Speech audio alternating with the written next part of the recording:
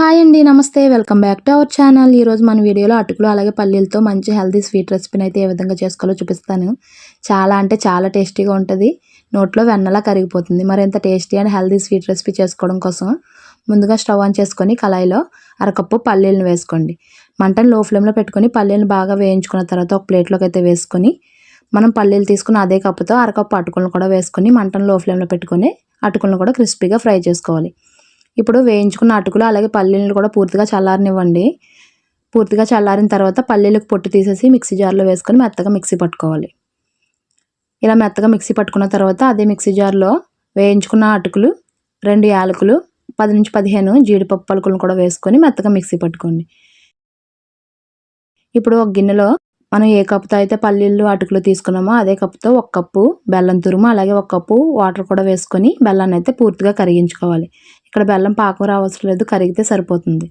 ఇప్పుడు ఇలా కరిగించుకున్న బెల్లం వాటర్ని అయితే పక్కన పెట్టుకొని ఇప్పుడు స్టవ్ మీద ఒక కళాయిలో 2 టేబుల్ స్పూన్ నెయ్యి వేసుకొని నెయ్యి కొద్దిగా వేడైన తర్వాత జీడిపప్పు అలాగే కొద్దిగా కిస్మిస్ కూడా వేసుకొని దోరగా వేయించుకొని పక్కన పెట్టుకోవాలి.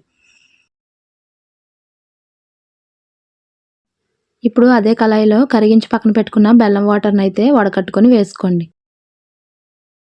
మంటని మీడియం ఫ్లేమ్లో పెట్టుకొని ఈ వాటర్ని అయితే కొద్దిగా మరిగించిన తర్వాత ఇప్పుడు మిక్సీ పట్టుకున్న అటుకుల పల్లి పొడిని కూడా వేసుకొని ఎక్కడ ఉండలు లేకుండా బాగా కలుపుకోవాలి. మంటని లో ఫ్లేమ్లో పెట్టుకొని ఈ స్వీట్ని అయితే ఉడికించుకోండి.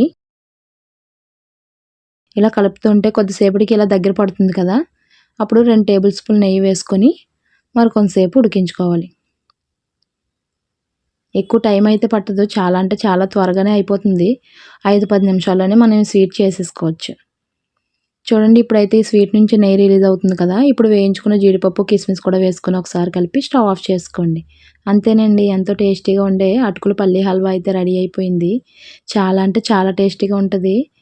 నోట్లో వెన్నలా కరిగిపోతుంది. మీరు కూడా తప్పకుండా ట్రై చేయండి. ట్రై చేసి మీకు ఎలా కుదిరిందో నాకు కామెంట్ చేసి చెప్పడం అయితే మర్చిపోకండి. ఈ వీడియో కనుక నచ్చితే లైక్ చేయండి, అలాగే నా ఛానల్ని సబ్స్క్రైబ్ చేసుకోండి. పక్కనుండే బెల్ ఐకాన్ని క్లిక్ చేయడం మాత్రం మర్చిపోకండి. Thank you for watching.